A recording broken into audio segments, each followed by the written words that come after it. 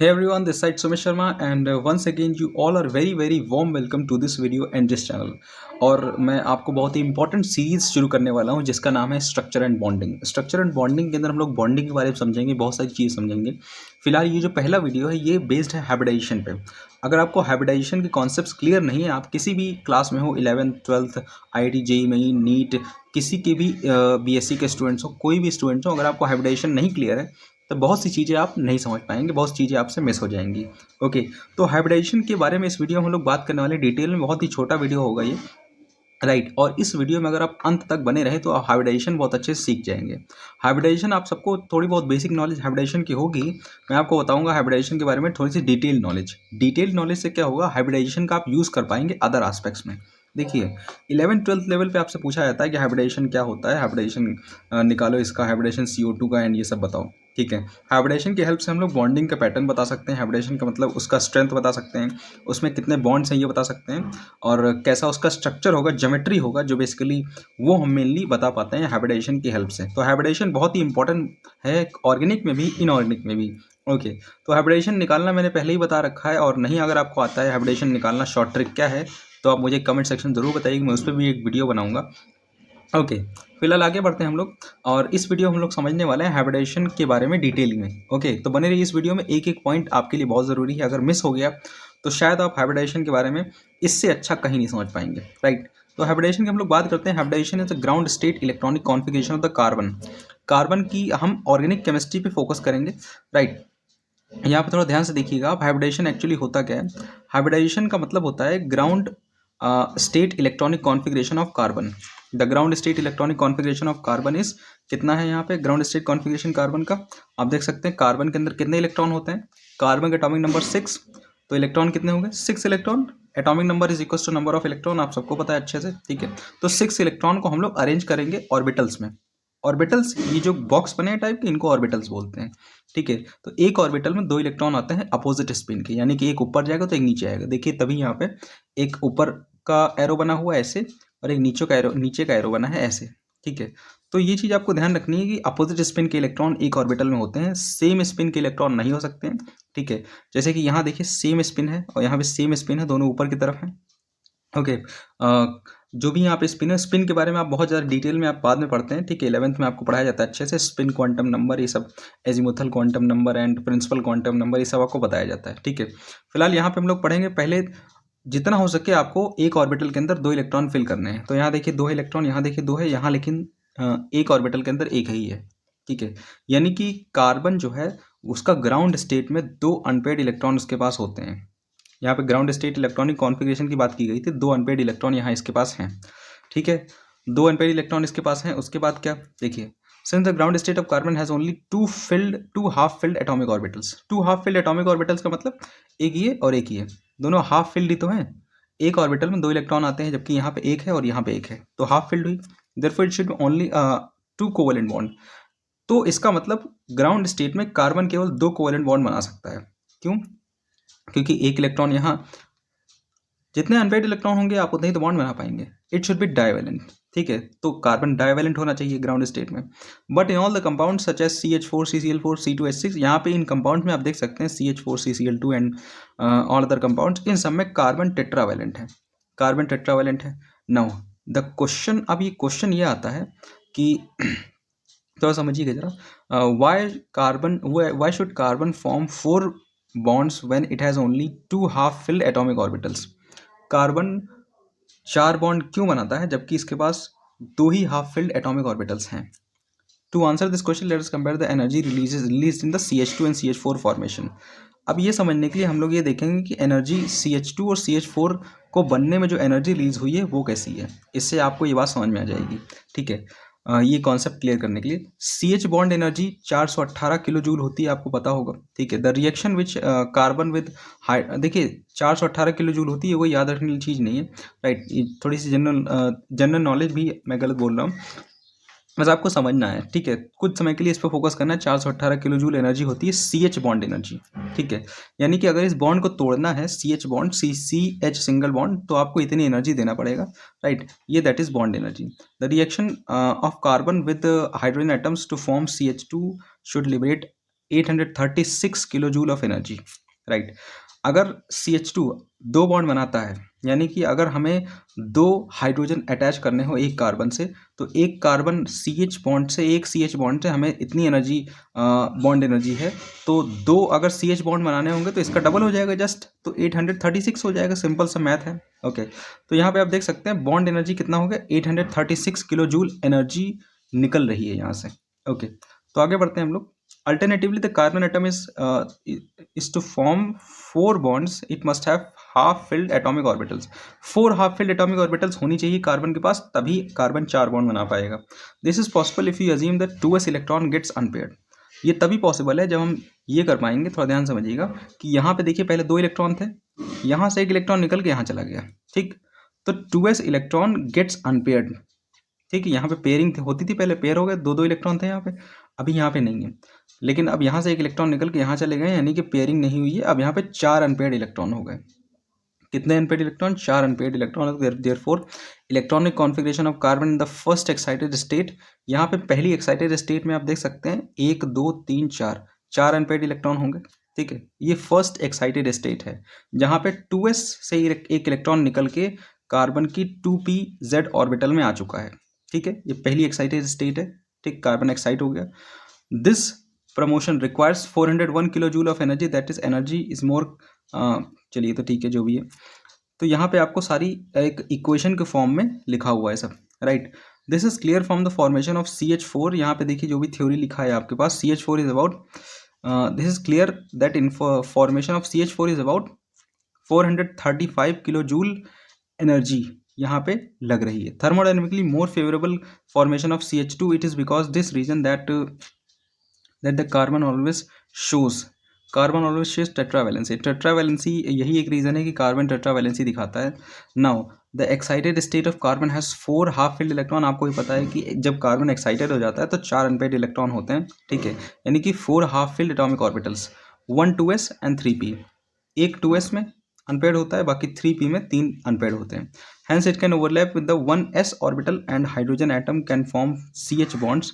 Since 2s orbital is spherical in shape, 2p orbital is dumbbell shape, ठीक है। ये तो आपको पता ही होगा, सिंपल सी नॉलेज, ये आपको बहुत अच्छे से क्लियर होगा। मैं आपको बता देता हूँ, 2s ऑर्बिटल जो होती है वो स्फेरिकल शेप की होती है, और बाकी 2p ऑर्बिटल जो हमारी होती है वो डम्बल शेप की होती है। Just 1 minute, right. हाँ, ये आपको सामने दिख रहा होगा। जो हमारी s ऑर्बिटल होती है, s, ये हमारा स्फेरिकल शेप की होती है, राइट। और जो हमारे p ऑर्बिटल होती है वो कुछ इस टाइप की होती है, p, राइट, p ऑर्बिटल। अगर px है तो देखिए अलॉन्ग x एक्सिस ऐसे बनेगा, ये px है। py है तो अलॉन्ग y एक्सिस ऐसे एक बना दीजिए, बस आपकी py हो जाएगी, ठीक। डंबल शेप की होती है, जो आप डंबल उठाते जिम करने जाते हैं तो वहाँ पे आपको डंबल देखने को मिलता है, उसी शेप की होती है आपकी p ऑर्बिटल, ठीक है। तो आगे बढ़ेंगे हम लोग। p ऑर्बिटल का शेप आपका वो होता है, देखिए यहाँ पे थोड़ी सी थ्योरी लिखी हुई है, राइट। इसको आई होप आप लोग पढ़ेंगे। 2p orbital dumbbell shaped and 90 degree to one another, ठीक है। अब दो जो p ऑर्बिटल होती हैं वो 90 डिग्री पे एक दूसरे के साथ अरेंज होंगी, राइट। अभी मैं आपको दिखाऊंगा भी, बट द इलेक्ट्रॉन डिफ्रैक्शन, आगे देखते हैं क्या है यहाँ पे।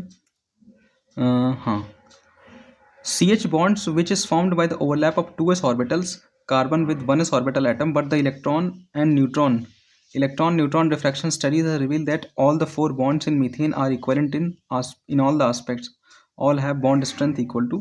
अच्छा, जो भी मीथेन, एक इलेक्ट्रॉन डिफ्रैक्शन एक टेक्निक होती है जिसके जरिए ये पता चला है कि मीथेन के सारे बॉन्ड्स जो हैं इक्विवेलेंट होते हैं और सबकी bond strength 434 kilo joule per मोल होती है, एंड बॉन्ड लेंथ सबकी 110 पिकोमीटर होती है, पीएम माने picometre, towards directed 4 corners of the regular tetrahedron. Regular tetrahedron क्या होता है मैं आपको बताऊंगा, ठीक है। आगे देखते हैं। To explain these facts, concept of hybridisation. अच्छा, यही सब चीज़ें एक्सप्लेन करने के लिए एक कॉन्सेप्ट ऑफ हाइब्रिडाइजेशन आया, which was introduce. Hybridization is defined as, अब देखिए हाइब्रिडाइजेशन की सिंपल डेफिनेशन आप क्या बोलेंगे। Hybridization is defined as the phenomena of mixing और ब्लेंडिंग ऑफ द 2 और more atomic orbitals approximately equal energy of an atom to form an equal number of new orbitals which have equal energy, identical shape and size, ठीक है। नई orbitals बनाना जिनका energy और shape और size तीनों identical होंगे and symmetrically oriented in space, space में symmetrically oriented है, ऐसा नहीं कि कहीं भी कुछ भी हो गया, ठीक है, सिमेट्रिकली ओरिएंटेड होंगे, मैं आपको दिखाऊंगा अभी। The new orbital thus formed are called hybrid orbitals. यहाँ पे जो नई ऑर्बिटल बनी उनको हाइब्रिड ऑर्बिटल्स बोला गया है। Why does carbon undergo hybridisation. अब यहाँ पे बात ये आती है कि कार्बन अंडर हाइब्रिडाइजेशन क्यों जाता है। तो आपको यहाँ पे दिख रहा होगा ये हमारा एस ऑर्बिटल है और ये हमारा पी ऑर्बिटल है, ठीक है। एक प्लस होता है, एक माइनस होता है, ठीक। हाइब्रिडाइज हो गई, दोनों दोनों हाइब्रिडाइज होंगी तो क्या होगा, देखिए ये जो गोला है ये इसके साथ आके जुड़ेगा जब, तो ये थोड़ा फूल जाएगा, कहने का मतलब थोड़ा सा बड़ा हो जाएगा। तो देखिए ये वाला साइज यहाँ पे बड़ा हो गया है और ये वाला छोटा हो गया है, ठीक है। क्या हो गया, बड़ा हो गया, छोटा हो गया। तो जो प्लस वाला है उसको बॉन्डिंग बोलते हैं, जो माइनस वाला है उसको एंटी बॉन्डिंग बोलते हैं, थोड़ा ध्यान दीजिएगा। अब बात यहाँ पे आती है, why does carbon undergo hybridisation. Carbon hybridisation में क्यों जाता है, ठीक है। Concept of hybridisation explains how carbon forms equivalent tetrahedral bonds but it does not answer why it does so. To answer this question, let us examine the shapes of the atomic orbitals and mix the hybrid orbitals that result. Shape of the hybrid orbitals explained by mixing s and p orbitals like ठीक है। यहाँ पे जो भी reason लिखा हुआ है आपको अभी इसकी क्लैरिटी नहीं होगी, धीरे धीरे आएगी, थोड़ा समझिएगा। यहाँ पे क्या है, larger lobe participate in the bond formation while the smaller lobe does not. जो लार्ज लोब होता है, लोब का मतलब आप समझ रहे होंगे, लोब का मतलब मैं आपको दिखाता हूँ अभी। ये जो बने हुए हैं यहाँ पे, ये इनको लोब्स बोलते हैं, ठीक है। ये एक लोब है, ये दो लोब है, राइट। 1 minute, okay. तो यहाँ पे लोब बने हुए हैं, तो लार्जर लोब बॉन्ड फॉर्मेशन में पार्टिसिपेट करता है, स्मॉलर लोब जो है बॉन्ड फॉर्मेशन में पार्टिसिपेट नहीं करता है। Since the size of the larger lobe is always bigger than the individual. Larger lobe का साइज बड़ा होता है, सिंपल सी बात है, लार्ज है तो साइज बड़ा ही होगा। Individual S and P orbital taking part in hybridisation. Hybrid orbitals always form stronger bonds. देखिए हाइब्रिड ऑर्बिटल्स जो होती हैं हमेशा स्ट्रॉन्ग बॉन्ड बनाती हैं, ऐसा नहीं कि वीक बॉन्ड बन जाएगा, जल्दी से टूट जाएगा, ऐसा कुछ नहीं है, स्ट्रॉन्ग बॉन्ड बनेगा। It is because this reason that carbon always undergo the hybridization prior to the bond formation. यही रीज़न है कि कार्बन जो है बॉन्ड फॉर्मेशन करने से पहले वो हाइब्रिडाइजेशन में चला जाता है। हाइब्रिडाइजेशन में जाने के बाद उसका जो अभी मैंने बताया उसके जो बॉन्ड्स होते हैं वो स्ट्रांग हो जाते हैं, इस वजह से हाइब्रिडाइजेशन वो करता है सबसे पहले। नाउ मैंने हाइब्रिडाइजेशन के बारे में इतनी सारी बात आपको बताई, इसको ध्यान रखना है आपको। नाउ टाइप्स ऑफ हाइब्रिडाइजेशन क्या होता है। Types of hybridisation depending upon the number and types of the orbitals merging together carbon undergoes the following 3 types of hybridisation. Carbon mainly 3 type का हाइब्रिडाइजेशन शो करता है आपको, ठीक है। मैं आपको दिखाऊंगा अभी अभी। यहाँ पे आप एक चार्ट देख रहे हैं, चार्ट टाइप का, डायग्राम थोड़ा सा टेबल टाइप का आप दिख रही होगी। तो यहाँ पे क्या है, आप देखेंगे कि 1s, 1s और 3p तीनों मिलाकर, चारों मिलाकर के क्या बना है, sp3। एक s है और 3p है। ये जो p3 लिखा है, p3 का मतलब यहाँ पे पावर 3 नहीं है, यहाँ पे मतलब है 3 p ऑर्बिटल्स हैं और एक s ऑर्बिटल है, ठीक है। तो sp3, अगर 2 p ऑर्बिटल है तो sp2 बन जाएगा, एक p ऑर्बिटल है तो sp बन जाएगा। टाइप ऑफ हाइब्रिडाइजेशन इसको बोलते हैं टाइप ऑफ हाइब्रिडाइजेशन, ठीक है। आपसे पूछा जाएगा what is the type of hybridisation in methane. Methane यानी CH4, तो उसमें टाइप ऑफ हाइब्रिडाइजेशन क्या है, sp3, एक s है और 3 p ऑर्बिटल है। Direction of hybrid orbitals along the bond angles. Now यहाँ पे आप देखेंगे, आप direction of hybrid orbitals, hybrid orbitals की डायरेक्शन क्या हो जाएगी, आपको यहाँ दिखा होगा कि ये देखिए p ऑर्बिटल्स हैं, ठीक है, इलोंगेटेड थोड़ा इस टाइप की जो हैं, ये p ऑर्बिटल्स हैं डम्बल शेप्ड, राइट। और बीच में आपकी होगी कौन सी, s ऑर्बिटल होगी, वो आपको शायद दिख नहीं रही होगी लेकिन होती है, ठीक है, s ऑर्बिटल होगी। नाउ यहाँ पे दो जो एंगल है ये और ये, ठीक है, और ये 3D स्ट्रक्चर होता है। एक आपका पीछे जा रहा होता है, एक इस तरफ, एक इस तरफ, एक आगे की तरफ और एक ऊपर की तरफ, ठीक है। मतलब 3 होते हैं कुल मिला के, एक इधर जाएगा, एक इधर जाएगा, एक इधर जाएगा और एक ऊपर की तरफ। ओके, टेट्राहेड्रल शेप कैसा होता है आप सर्च करेंगे 3D टेट्राहेड्रल शेप, तो आपको गूगल पे भी दिख जाएगा, ठीक है। तो अभी मैं आपको आगे दिखाऊंगा। अभी यहाँ पे क्या है, इस टेट्राहेड्रल जो बॉन्ड एंगल होता है वो 109 डिग्री 28 मिनट, ठीक है। ये बॉन्ड एंगल आपको ध्यान रखना है, बहुत ही इंपॉर्टेंट बॉन्ड एंगल है। CH4 के अंदर 109.5 डिग्री का बॉन्ड एंगल होता है, ये आपको ध्यान रखना है, ठीक है। या फिर 109 डिग्री 28 मिनट भी आप बोल सकते हैं, क्योंकि sp3 हाइब्रिडेशन किस में होता है, CH4 के अंदर होता है, राइट। तो ऐसा नहीं कि CH4 के अंदर होता है, और बहुत सारी मॉलिक्यूल्स होते हैं जिसमें sp3 हाइब्रिडेशन होता है, ठीक है। तो यहाँ पे एक चीज़ और आपको ध्यान रखनी, जो मैं आपको बता रहा हूँ, जब सिंगल बॉन्ड होगा तो वहाँ पे sp3 हाइब्रिडेशन होगा, जब डबल बॉन्ड होगा तो sp2 हाइब्रिडेशन होगा, ट्रिपल बॉन्ड होगा तो sp3 हाइब्रिडेशन, ठीक है, sorry sp hybridisation. Triple bond में आपका sp हाइब्रिडेशन एकदम स्ट्रेट मॉलिक्यूल आपका बनता है। देखिए अभी मैं आपको यहाँ दिखाऊंगा, sp हाइब्रिडेशन आपके सामने दिख रहा है, ये एकदम स्ट्रेट है, राइट। 180 डिग्री का बॉन्ड एंगल बनता है sp हाइब्रिडाइजेशन के अंदर। sp2 हाइब्रिडाइजेशन के अंदर 3 है ऐसे, तो आपको भी पता है 3 ऐसे हैं, तो बीच में 120 डिग्री का एंगल बन जाएगा तीनों में, ठीक है। एक एंगल 120 डिग्री का होता है sp हाइब्रिडाइजेशन के केस में, ठीक है। तो अगर आपको हाइब्रिडाइजेशन पता चल गया तो आप बॉन्ड एंगल बता सकते हैं। मान लीजिए मान लीजिए BF3, राइट। बोरॉन ट्राइफ्लोराइड में बॉन्ड एंगल क्या होता है 120 डिग्री, ठीक है। कैसे बताया, एक बीच में बी हो गया हमारा, राइट, और 3 तरफ फ्लोरीन हो गए और 120 डिग्री एंगल हो गया तीनों, ठीक। ये सिंपल स्ट्रक्चर बनेगा। स्ट्रक्चर इस तरीके से मॉलिक्यूल खुद को बनाता है, खुद को रखता है, सारे ओरिएंटेशन रखता है कि मिनिमम एनर्जी लॉस हो, ठीक है। अब ऐसा ना हो कि दो जो है मॉलिक्यूल पास पास हों, क्योंकि अगर दो मॉलिक्यूल पास पास होंगे तो उनमें रिपल्शन होगा, एनर्जी लॉस होती रहेगी, वहाँ पे लगातार कंटिन्यूअस स्ट्रगल रहेगा, तो वहाँ पे एनर्जी लॉस होती रहेगी। तो हम यहाँ पे स्टेबिलिटी को ध्यान में रखते हुए मॉलिक्यूल को बनाएंगे, इस तरीके से उसको करेंगे वो, राइट। आगे बढ़ते हैं हम लोग। टेट्राहेड्रल के बारे में हम लोग थोड़ा सा पढ़ेंगे। और टेट्राहेड्रल क्या होता है सर, ये समझिएगा जरा। टेट्राहेड्रल का मतलब होता है sp3 hybridisation, sp3 hybridisation, tetrahedral hybridisation. sp3 का मतलब समझिएगा टेट्राहेड्रल होता है, ठीक है, या टेट्राहेड्रल अगर कोई बोले तो समझ जाइए sp3 हाइब्रिडाइजेशन है, ओके। आपसे कहेगा शेप दे देगा तो हाइब्रिडाइजेशन पूछेगा, हाइब्रिडाइजेशन दे देगा तो शेप पूछेगा। As stated in this type of hybridisation 1s, आपको दिख भी रहा है कि 1s और 3p ऑर्बिटल से ये बॉन्ड बना है, ठीक है, ये हाइब्रिडेशन बना है, sorry. Since these 4 hybrid orbitals are directed towards the corners of the regular tetrahedron, therefore ये जो टाइप ऑफ हाइब्रिडाइजेशन इसका क्या होगा, टेट्राहेड्रल हाइब्रिडाइजेशन होगा, क्योंकि ये टेट्राहेड्रॉन बना रहा है। All the saturated compounds of carbon such as alkanes, cycloalkanes and involve sp3 hybridisation.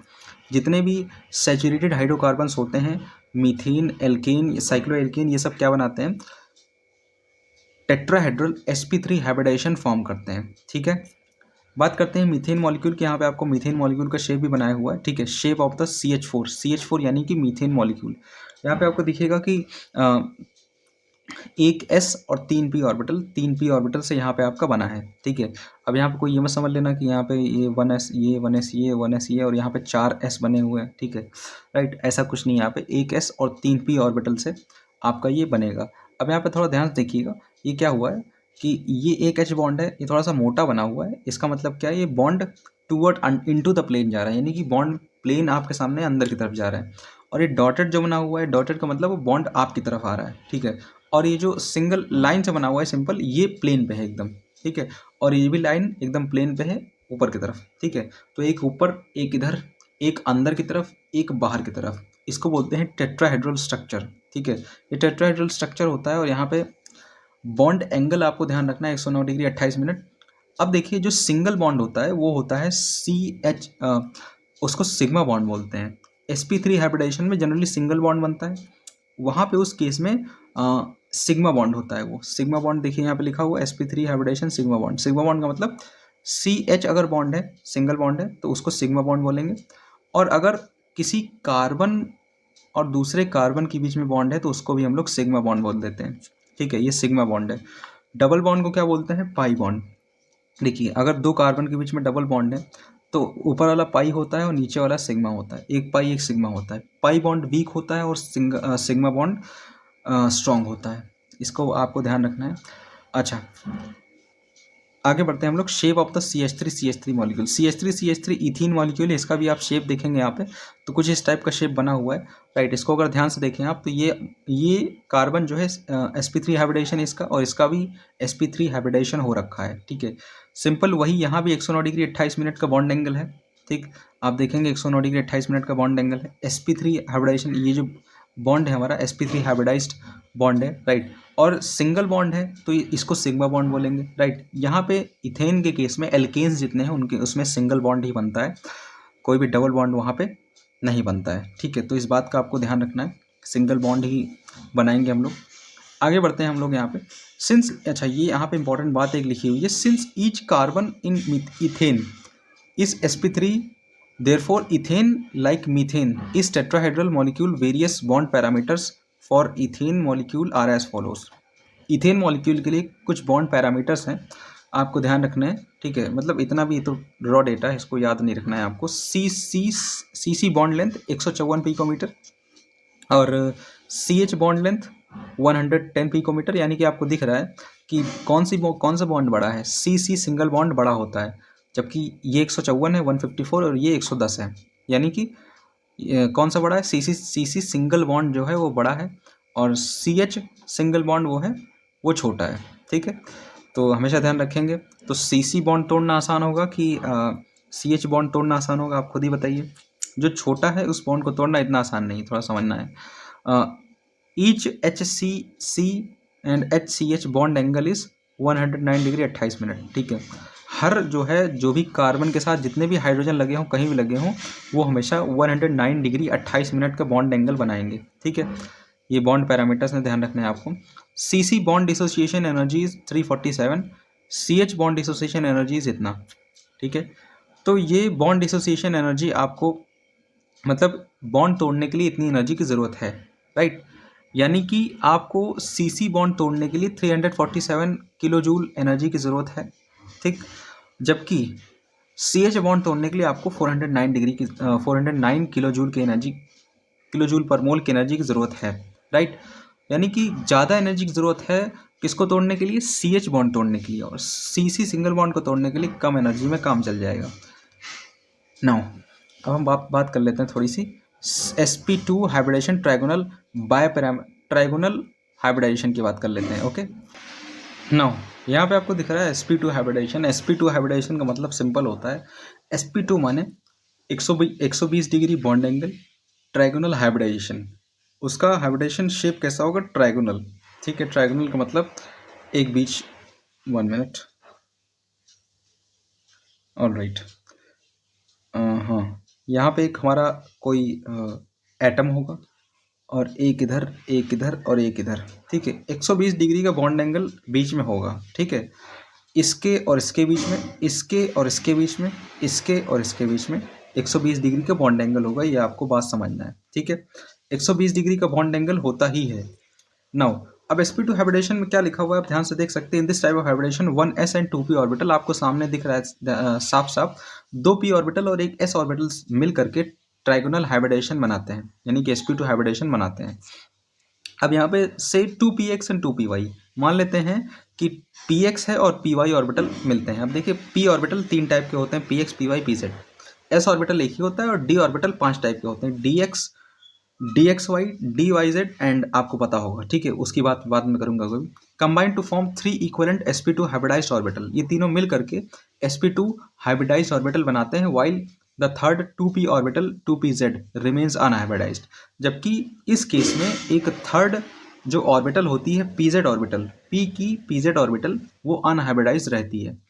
3 sp2 hybridize sp2 orbital line a plane. अब देखिए जो 3 sp2 ऑर्बिटल्स होती हैं वो प्लेन में लाई करती हैं, यानी कि आपका सिंपल एक बीच में होगा और प्लेन पे ही 3 120 डिग्री बॉन्ड एंगल बनाए ऑर्बिटल्स होंगी, राइट। अब आपको पता है sp2 ऑर्बिटल्स जो होंगी डम्बल शेप की ऐसे होंगी, है ना, ऐसे कर करके, राइट। अभी मैं आपको स्ट्रक्चर दिखाऊंगा भी।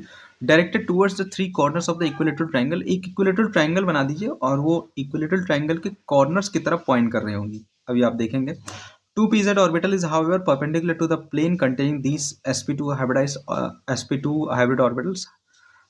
All the compounds of carbon containing CC double bond such as alkenes and arenes involve sp2 hybridization. जितने भी डबल बॉन्ड वाले कार्बन एटम्स हैं, कंपाउंड्स हैं, जैसे कि एल्कीन, एरीन्स, इन सब के अंदर हमारा sp2 हाइब्रिडाइजेशन होता है। जहां भी डबल बॉन्ड दिखे समझ लीजिएगा sp2 hybridisation, right. Shape of the ethene को हम लोग इथिलीन भी बोलते हैं। यहाँ पे आपको शेप दिखेगा किसका, इथीन का शेप आप देखिएगा, आपको कैसा दिखेगा, मैं आपको दिखाता हूँ।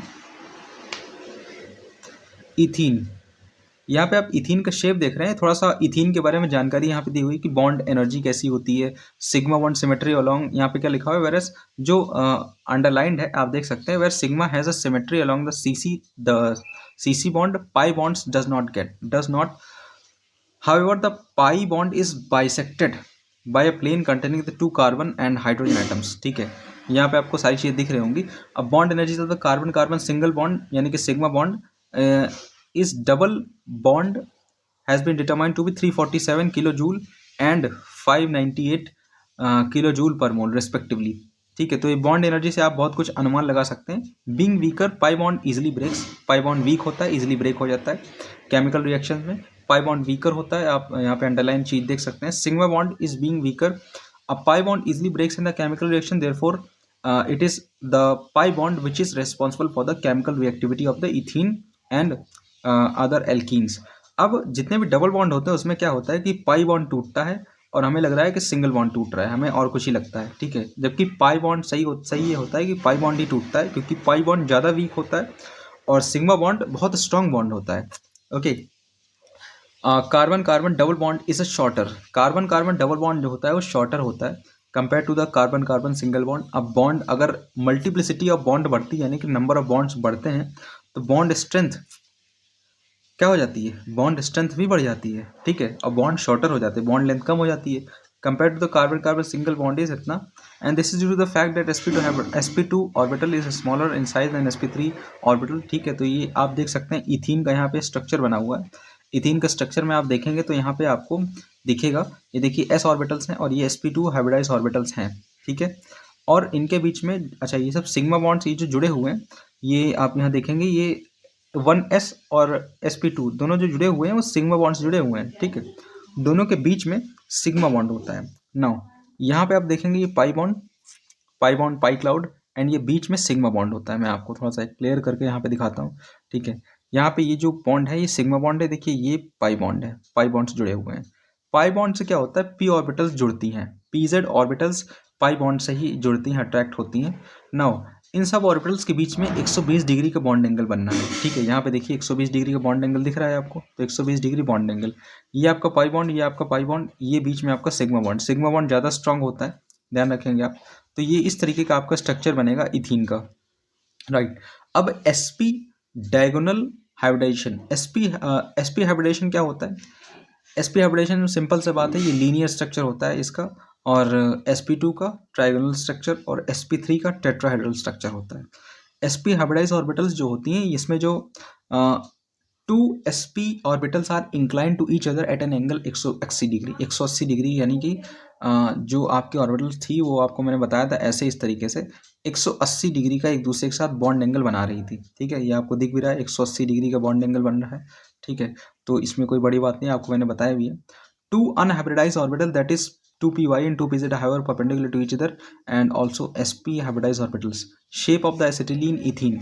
अब यहाँ पे आपको लास्ट में मैं एक शेप दिखाऊंगा, इथीन का शेप, सॉरी इथाइन का शेप, और इथाइन को ही एसिटिलीन भी बोलते हैं, आपको अच्छे से पता होगा, राइट। थ्योरी जो यहाँ पे लिखी हुई वो आप पढ़ सकते हैं, थ्योरी, राइट। आपको मैं डायरेक्टली शेप पे ले जाऊंगा, शेप यहाँ पे आपका बना हुआ है, देख लीजिए। sp हाइब्रिडाइजेशन का शेप यानी कि लीनियर स्ट्रक्चर होता है sp हाइब्रिडाइजेशन में, इस केस में लीनियर, देखिए यहाँ पे सिलेंडर टाइप का बना हुआ है, ये आप देख सकते हैं। यहाँ पे ये पाई बॉन्ड है, ये पाई बॉन्ड है, बीच में सिग्मा बॉन्ड है, ठीक। तो आपका जो बॉन्ड बनता था सी सी सी सी और ट्रिपल बॉन्ड, तो ऊपर वाला पाई नीचे वाला पाई बनता था और बीच वाला सिग्मा बनता था, तो यहीं पे वो स्ट्रक्चर आपको दिखाया गया है बहुत अच्छे से, राइट। तो यहाँ पे और थोड़ा ओपन करके दिखाया गया कि कहाँ पे सिग्मा बॉन्ड होता है, और ये बीच में जो C और H होता है वो सिग्मा बॉन्ड से जुड़ता है, बाकी CC जो बॉन्ड बनते हैं वो पाई बॉन्ड से बन जाते हैं, ठीक है। और पाई बॉन्ड वीक होता है, आपको ही पता है ना, और सिग्मा बॉन्ड, राइट। तो ये थोड़ा सा कॉम्प्लेक्स स्ट्रक्चर है, आपको जब स्ट्रक्चर बनाएंगे तो इतना सब कुछ दिखाने की जरूरत नहीं है आपको, बस आपको sp दिखाना है, ये sp हाइब्रिडाइज ऑर्बिटल्स हैं ये सारी, ठीक है। कहाँ पे sp हाइब्रिडाइज ऑर्बिटल्स हैं, ये वाली देखिए डबल शेप जो ऑर्बिटल्स हैं ये सब sp हाइब्रिडाइज ऑर्बिटल्स हैं, राइट। और ये बॉन्ड बना रही हैं 1s ऑर्बिटल, किसकी 1s ऑर्बिटल, हाइड्रोजन की 1s ऑर्बिटल से बॉन्ड बना रही हैं, ठीक है। कार्बन जो है पहले हाइब्रिडेशन में जाता है, हाइब्रिडेशन में जाता है ताकि थोड़ी बॉन्ड स्ट्रेंथ अच्छी हो जाए उसकी, मैंने आपको पहले ही बताया। तो ये सारी चीज़ें जो मैंने आपको नोट्स से पढ़ाई हैं, आप इन नोट्स से दोबारा पढ़ सकते हैं, राइट। 120 डिग्री का यहाँ पे बॉन्ड एंगल आप 180 डिग्री का बॉन्ड एंगल दिख रहा है, और 120 पिकोमीटर ये बॉन्ड लेंथ हो जाती है, ठीक है। 120 पिकोमीटर बॉन्ड लेंथ हो जाती है due to smaller size of the sp orbitals. sp orbitals जो होती हैं उनका साइज स्मॉलर हो जाता है as compared to the sp2 and sp3 sideways sideways overlapping of the unhybridised p orbital of the carbon-carbon bond distance is acetylene is only 120 picometers, since acetylene molecule is linear, therefore HCC bond angle is 120 degree। क्योंकि hybridisation ये हो जाता है क्या हो जाता है, hybridisation sp हो जाता है, इसलिए बॉन्ड जो मॉलिक्यूल होता है एस्टिलीन मॉलिक्यूल वो लीनियर हो जाता है, लीनियर मॉलिक्यूल। और लीनियर होने की वजह से आपको पता है कोई चीज़ अगर सीधी है तो 120 डिग्री का 180 डिग्री का एंगल बनाने वाली, ठीक है, 180 डिग्री का एंगल बना लिया। आपको यहाँ पे बाकायदा डायग्राम बना के भी दिखाया गया, आप इस डायग्राम की स्टडी अच्छे से कीजिएगा, राइट। तो ये आपका था हमारा कुल मिला के हाइब्रिडेशन के बारे में, बहुत ही डिटेल में आपको जानकारी मैंने दी पूरी, राइट। अब नेक्स्ट वीडियो जो होगा वो आप किस टॉपिक पे चाहते हैं, किस टॉपिक को डिटेल में चाहते हैं आप कमेंट सेक्शन में जाकर के ज़रूर बताइएगा। मिलते हैं नेक्स्ट वीडियो में। Till then thank you for watching this video. अपने जितने भी दोस्त आपकी तैयारी कर रहे हैं JEE mains, IIT JEE, NEET and intermediate 11th 12th, उनको हाइब्रिडेशन समझ में नहीं आ रहा है तो हाइब्रिडेशन एक बार अच्छे से देखिएगा ज़रूर, इस वीडियो को पूरा देखिएगा। Thank you very much. Share this video with all your community.